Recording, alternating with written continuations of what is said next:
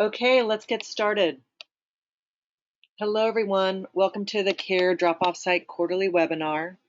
My name is Lisa Meckes, and I am a Senior Associate with the California Carpet Stewardship Program. Jared Zitron is not able to attend today, but we do have Cheryl Duran, our project coordinator, is in attendance.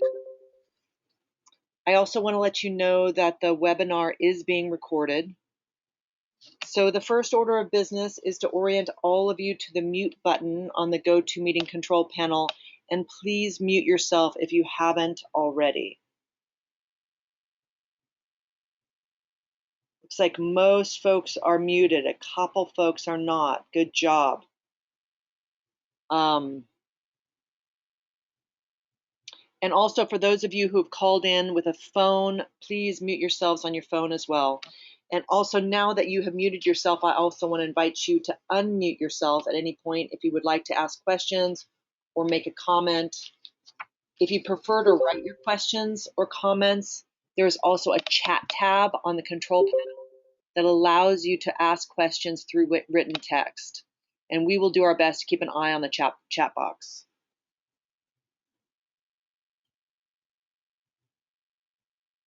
Great. We do track attendance through the GoToMeeting attendee tracking system. So do please take a look at the GoToMeeting control panel and look for the attendees tab. And if your name is not listed, please write your name and all the names of those in attendance in the chat box.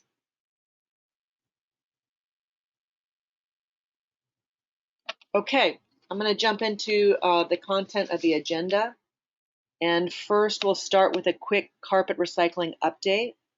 And then we're going to dive into CARE's media kit, drop-off sites, and hear from Nancy Roberts from Gigantic Idea Studio, CARE's communication team, about the how and whys of promoting carpet recycling.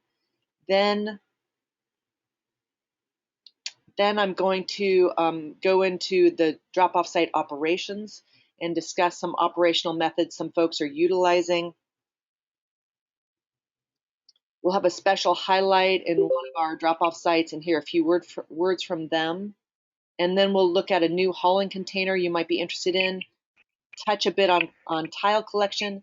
Then, as usual, we will open up the call to discuss what's working and what's not working, any unique issues folks have been facing with the past quarter.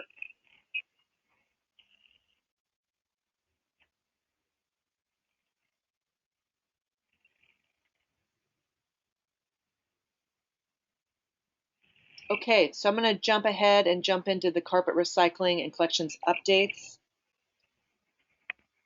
So currently we have 85 public drop-off sites throughout California, and I would like to welcome 2 new drop-off sites. So Buena Vista Landfill in Amador County and Madco Disposal Services Incorporated in Madera County. Welcome to the program and welcome to the webinar.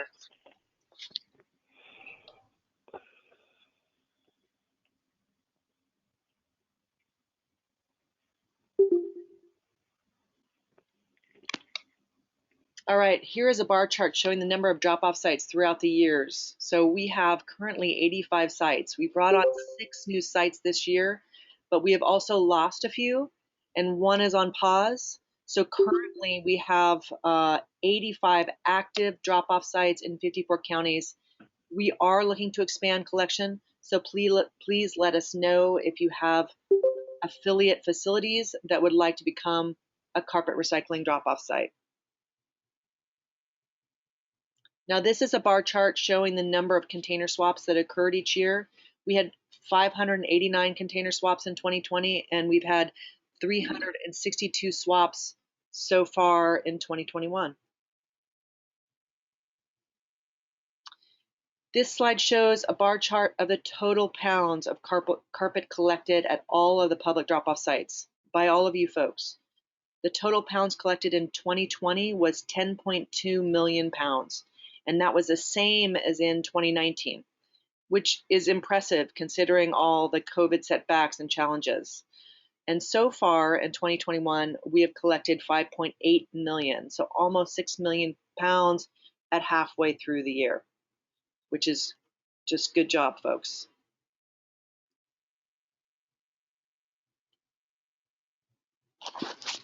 Okay, so the next item on the agendas, the next items on the agenda are CARES Media Kit, and then also promoting carpet recycling.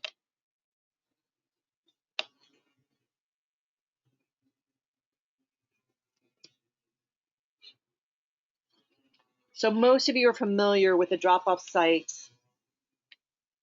service page on CARES website.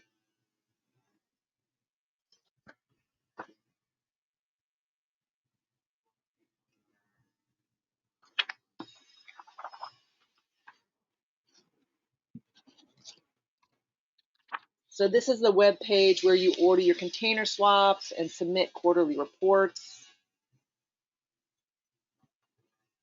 And it also has other helpful information like frequently asked questions, carpet recycling training material for new staff members, and media kit for drop-off sites. And now I'm going to pause because someone is making a lot of noise outside my microphone.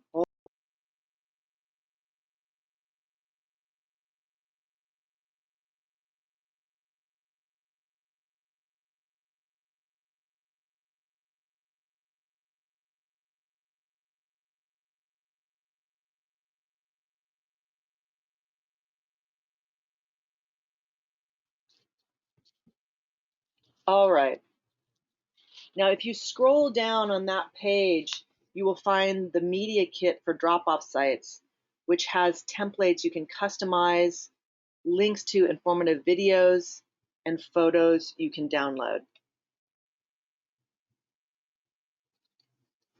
If you click on this link, sample posts for recycling coordinators, you will find templates that can be used for your website, Facebook posts, tweets, newsletters, or PSA announcements, and they are in both English and Spanish.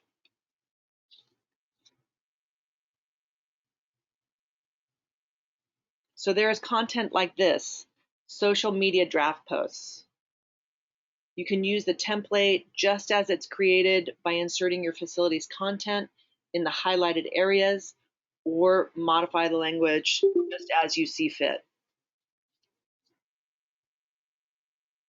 And if you continue to scroll down, there are some social media post examples that you can use to promote carpet recycling to the public or installers and contractors. The posts are formatted specifically for Facebook and could work equally on Twitter. Just add hashtags for carpet and your locale as appropriate.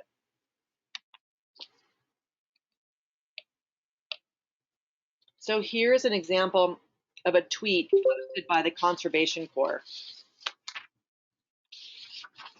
Nice job, Conservation Corps. We love seeing this.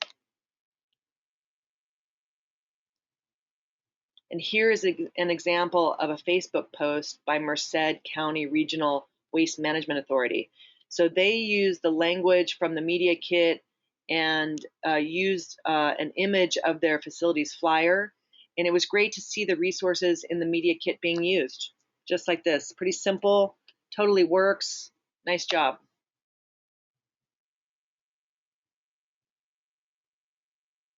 And then here is an example of carpet recycling information on Zenker's recycling website. So it outlines statistics on carpet recycling, instructions for proper preparation, and an address for their drop-off location. So these are all ways that the content in the media kit can be used to get the word out that carpet is recyclable. Now, CARES communications are handled by Gigantic Idea Studio in Oakland, and Nancy Roberts, Gigantic Senior Associate, is on the line today to help us think about promoting carpet recycling. And Nancy has been working with CARE for a long time and is a very talented communications manager. Nancy, are you on the line? Sure, I am, Lisa. Thank you so much. I also turned on my camera just so you can see I'm a real person. Oh, nice. I think Lisa, you've done a great job of going over the media kit and the sort of examples that we provide. And I would just like to say that this is a conversation. We would love to hear from you, drop-off sites, about what would help you get more carpet in for collection. Is there some kind of communication that we haven't provided? Are you not sure about how to post to social media? Do you not know who your website person is or how to tell them to include that language? We would be happy to help anyone who just, even if it's just giving them some ideas, we would be happy to talk to you about it and see if there's any way we can help. So you offer this wonderful service, carpet recycling. It's rare in the country, it's rare in the world. Not everybody's offering it, but we are in California, and this is an extraordinary value that you're offering to your community. But if they don't hear about it, it doesn't really help. So, and it's not just contractors and installers, though they are a very, very important audience that we want to reach, and we want to encourage to use your sites to bring their tear out carpet to. But it's also, there are, do-it-yourselfers at home who may have carpet torn out that they want to get recycled. And it's that pressure from homeowners or building owners upwards to say, yes, take your carpet for recycling. It's just as important as anything else that can be said to encourage recycling and to encourage the use of these sites. So I won't belabor the fact anymore. It really helps us if you keep us informed about any changes to the site. I was just on the advisory committee meeting for the California Carpet Stewardship Program, and they were asking, well, I hear a lot of these drop-off sites are not actually offering carpet recycling, and we want to be able to reassure people that you are, and to make it, and that you are, and that we are all doing as much as possible to make this public. So again, anything that we can do, my email address is right there. I'd be happy to speak to anybody who wants help with promotion, but I really encourage you to check out the media kit and the promotional materials and pass them to whoever at your site is responsible for maybe talking to the public in any kind of way, and making sure that, for instance, the person who answers your phone at your site knows that carpet is recycled there. Again, this is not a secret we want to keep. We want to make this as public as possible. I think that's all I have to add, Lisa. If there are any questions, I'm happy to answer them. And thanks so much for all you do to help carpet get recycled. Thanks, Nancy. I'm going to take your offer. Is there anybody here who has a question for Nancy? Just unmute yourself and ask the question, or we'll look in the chat box.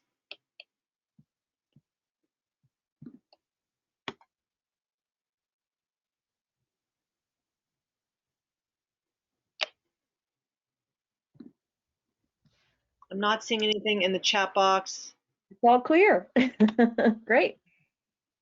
All right, Nancy. Well, I really appreciate all the work you do, and I'm glad to have you chime in. And you are correct. We do offer something that's really unique, and a lot of folks out in the world just don't even know that carpet is recyclable.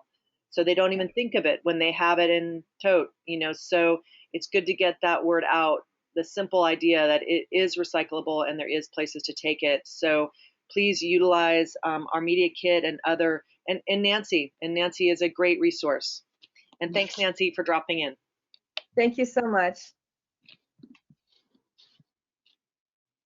All right, I'm going to move on to the operations portion. Clear that. I need to move that over. Okay, I'm going to move on to the operations portion of the webinar and discuss mixed C&D and debris box loads. And we will hear from Florin Perkins in Sacramento on their strategy for capturing carpet. So several of carpet recycling drop-off sites sort C&D and debris box loads. And these facilities are some of the largest volume carpet collectors. So I wanted to take some time to learn about what they do. 4 of the drop-off sites are Florin Perkins Public Disposal, Contra Costa Waste Services, Windsor Transfer Station, and American Reclamation.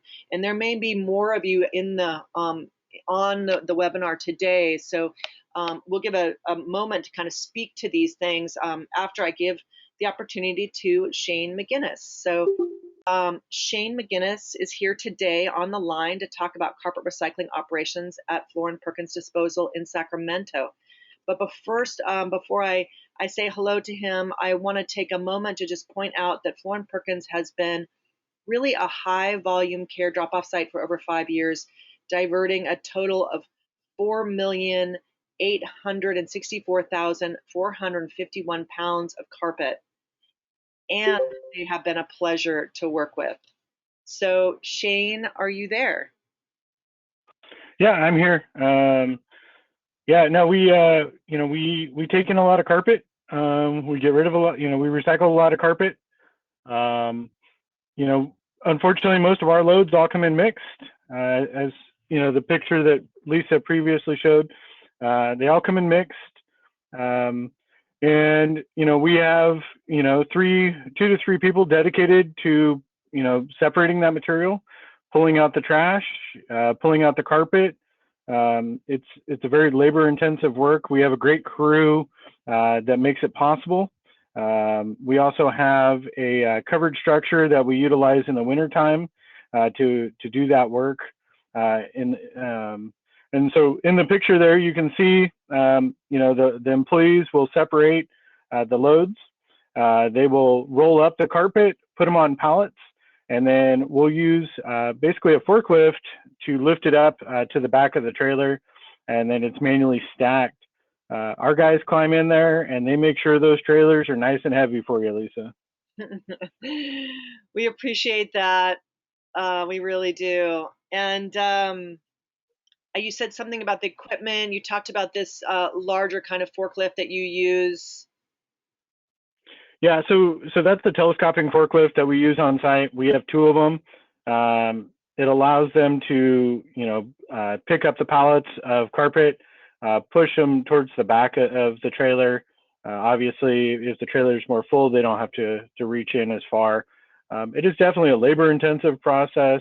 The 3 individuals that we have that do that processing, they're extremely speedy at it. They do a really good job of what they do, and try to keep material off the ground as much as possible. Now, one of the things I know from working with you over time is that some other haulers bring their mixed loads mostly from carpet stores. So I know Republic brings mixed loads to you, and maybe some others because they want the diversion. And I know in some areas that seems unrealistic, but in some areas it might work. So is that true that other haulers are bringing their mixed loads, and that the mixed loads are they coming from flooring stores or contractors? So Republic is probably our biggest customer when it comes in mixed carpet. They have most of the flooring stores in the area, and I've reached out. We operate our own Green Waste of Sacramento debris box service. We've reached out to their customers. They have a good rapport with Republic and want to stay with them, which is fine. The ultimate goal is to bring back the material to Floor & Perkins, so that way we can divert the material. That's a win-win situation. We do educate the stores and let them know, hey, this is what you can put in your dumpsters. We kind of do Republic's job for them in some ways, because ultimately the material is coming back to our facility. So Republic, we probably see multiple Republic loads probably Monday, Wednesday, and Fridays is when we see the most of them. We do have carpet installers in the area that directly haul to us. They'll bring their trailers, bring their trucks. We do give them discounted rates if it's just clean carpet compared to like a mixed household or a trash rate. We try to incentivize it as much as possible to the customer to make sure the material is coming here and not going to the landfills. That's great. And what do you think works, like in terms of best practices? Do you feel like there's something that you could share here that's best practices that you've discovered over the years doing this? The cover structures definitely helped a lot, especially in the rainy time. Educating the haulers, educating the customers, doing that public outreach has definitely helped. There's a couple times where, you know, I've gone in after somebody on your team has gone in and, you know, just kind of, you know, showed them pictures. Hey, this is what we're seeing. You know, this is the type of material we're looking for, and letting them and giving them information, you know, handing out those brochures. That way they can hand them out to their installers. You know, a lot of times, you know, some of the carpet places aren't sure of where they can take it, or they claim they're not, and we'll leave them brochures so that way they can bring it back to our facility. And then I'll also ask them for a list of their customers. Sometimes they'll give us a list of their customers.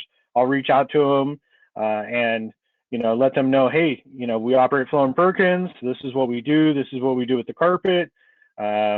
You know, we take carpet tiles. You know, we have some boxes that we got grants on from CARE for lids. We will rent those boxes out at a discounted rate. We don't upcharge the customer for the lid. We actually have a couple boxes out on a couple of the military sites. And then all they're doing is redoing all the carpet on the base housing. We are taking that carpet back to Floor & Perkins and sorting it and recycling it. That's great. Shane, I appreciate it. I'm also going to open up the line now. I know there may be some other folks out there that also sort mixed loads. Is there anybody from Contra Costa or Hayward Transfer or Windsor or American Reclamation that wants to chime in on this subject of how they handle mixed loads?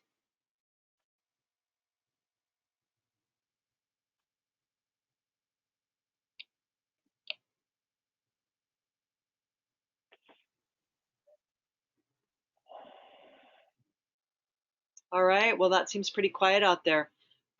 Maybe what I see is a lot of folks that are handling mixed loads are doing similar things, but I am curious to hear. I know some places actually use a claw to kind of pull carpet out. There may be different techniques, but I really, Shane, appreciate you and all that you do over at Floor & Perkins. We really appreciate Floor & Perkins as a partner. And again, looking at that, those millions of pounds of carpet that you've diverted. I really want to appreciate you for all your work and heavy lifting. So thanks for being with us today. Yeah, and we appreciate all your assistance. Everyone at CARE has been a pleasure to work with. So thank you. We definitely appreciate the partnership. Thanks. This is Tim Duvall. Can I speak in? Can you hear me at all? Absolutely, we can hear you. Yeah, I just wanted to speak up. I spoke with Lisa recently. My numbers were down, and I was just going to say I can see why with the great job that Shane's doing over there. Thank you for keeping the carpet out of Kiefer. We appreciate it. Yeah, that's our goal. All right. Okay, thank you, Shane. I appreciate it. So, okay, back to the agenda. And next item is specialty containers and carpet tile preparation. So this is a photo of a little custom dump trailer that flooring installers are using to collect carpet for recycling. And we just wanted to share the idea in case any of you see how these small containers could be used to capture carpet. So these little dumpsters can tip and dump and are 12 feet by 8 feet and 7 feet high. Some ideas for how to use them are to park them at a job site or at a flooring retail store, or for installers to take them from job to job. You may be able to imagine a scenario that could work for you or others who would want to recycle carpet. The installers who are using them received a grant from CARE to purchase them, and now those grant recipients are considering manufacturing these little dump trailers for others. So as we see little things like this, it may work for you, or it may work for another group that that's collecting source separated carpet. But nice to see the innovation of new possibilities, new ways to get at maybe smaller amounts of carpet. So if you want to learn more information about these, please contact Abby Bean, who is our grants manager, and her email is there. Okay, next I want to say a little bit about carpet tile. So we do expect to see an uptick in carpet tile collection. And of course, you are more likely to see carpet tile if you are in an urban place rather than a rural place. But as carpet tile recycling grows, we want to keep you informed about best practices.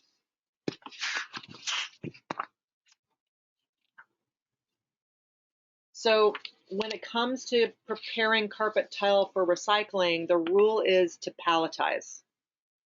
Sort by type, then stack, wrap, and strap. And this is a good image of a properly prepared palletized carpet tile, sorted by backing type, stacked, wrapped, and strapped, totaling 4 feet high. And again, we may see an uptick in carpet tile recycling. And always you can reach out to us if someone calls you and says they're about to, tear out carpet tile. What should they do? Feel free to reach out to us and we can help you with that. All right, well, as we know, it is fire season, and of course, we hope that there's going to be as little as that as possible. But if there is fire in your area, carpet that has smoke damage cannot be recycled and needs to be landfilled.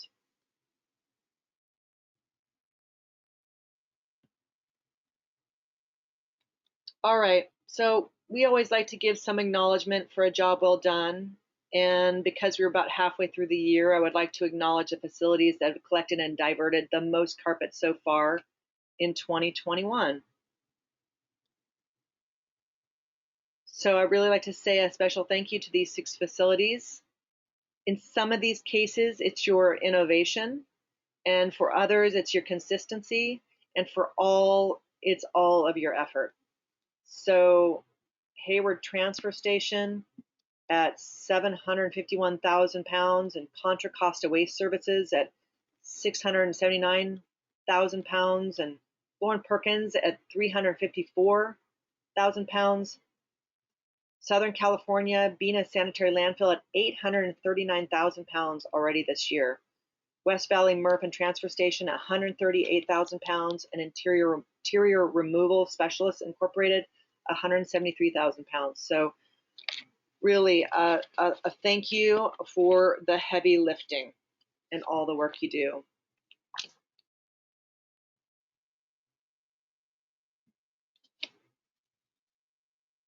All right, I'd like to take some time to talk about what is working and what is not working. And as you all know, it's time to open up the conversation to give people the opportunity to give us really any feedback or share best practices. So if you would like to speak, please unmute yourself. And if you're not equipped with a microphone, please write your questions or comments in the chat box, and we'll try to keep an eye on the chat box. So you're welcome to bring up any subject, positive or negative. But first, I would like to hear from those of you that are capturing most of the carpet that's coming into your facility, and those of you who are not able to capture carpet that's coming into the facility, and what you're employing there that may be working or may not be working. All right, anybody have any thoughts about what's working to capture all the carpet that's coming in, or what are you struggling with right now so that you're not able to capture all the carpet that's coming in?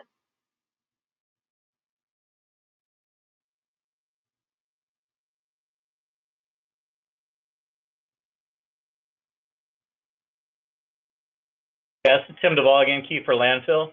Yeah. I'll speak up a little bit. I recently spoke with Lisa and just dealing with people coming up to the cell quite a bit that have carpet and realizing we have a disconnect with our scale staff. And I think part of that might be we recently started a tarping section of our jurisdiction. And so we're trying to enforce that, which is difficult for scales. So they're dealing with that. We also just had a rate increase. So some other things that they're dealing with. So to be, really looking for the carpet, it also makes it difficult when you're tarping a load to see that carpet. So the communication factor, just getting them to speak with customers is something we're going to try and work on a little bit more. But yeah, just dealing with too much of it still going into the cell that does show up. we don't get a lot of it, not as much as our transfer station, or as much as Shane, obviously, but would like it to go to the right place. So we're going to continue to work on that. We are working on some signage to separate the kings, queens, and twins. So we've put that into place. So we'll see if that helps us out to keep things a little more organized. That's really all I got. Tim, that's great. I'm glad you brought that up, especially, hearing that, some of our council members are hearing that, we're not actually collecting carpet at facilities that actually are. So, one of the things I'm hearing right now is that with other issues like treated wood and, everybody at the scale house is very, very busy. And in addition, now that there's more tarping rules, that the scale house doesn't always have the time to really ask what's in the load, and they can't see it. So not always knowing to direct somebody, maybe the person coming through the scale is not remembering that they have carpet and they have a bunch of other things, and having be tarp, they can't see it. So those scale house folks are really busy, and sometimes it's hard to make sure that people coming through know the different directions that they need to go to unload these materials. And Tim, I really appreciate you keeping bringing that up with us. And there are always these challenges. Another challenge I'm really hearing is that people are really having a hard time keeping their staff right now, and they just don't have the labor to pull any carpet off the tip floor or direct it over to another location. Does anybody else have something they want to add? Hey, Lisa, this is Cheryl. Hi, Cheryl. Hi, Kathy Diaz from Milton in Calaveras County has a question. She would like for you to give a brief description of the type of padding that is accepted. You can put all padding into the container. So there are some padding that is more recyclable than others. If it has, certainly, sometimes we go as far back as like horsehair and things like that. But the rubber padding is recyclable. The answer really is to put all padding into the container. We can sort out what is and what is not recyclable to make it convenient for you. Thanks, Cheryl. Anybody else on what's working or what are they struggling with to capture that carpet at their sites?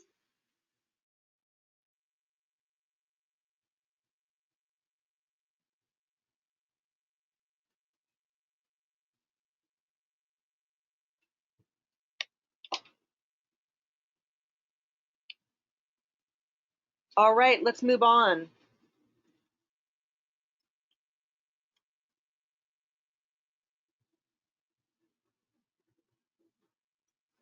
So the next item on the agenda is the CalRecycle comments, and they gave a call and said they were not able to attend today. So we don't have any comments from CalRecycle, but they should be back at our next webinar. So that brings us to the point where if there's any final questions or comments or feedback that anybody would like to give.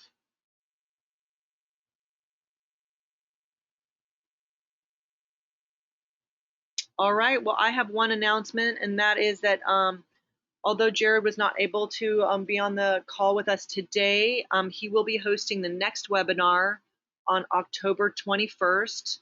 So please add it to your calendar.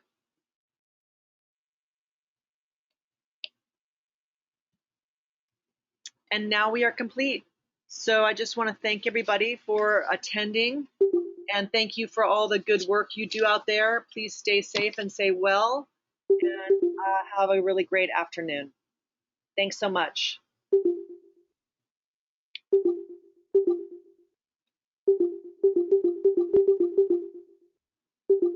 Thank you, Lisa. Thank you.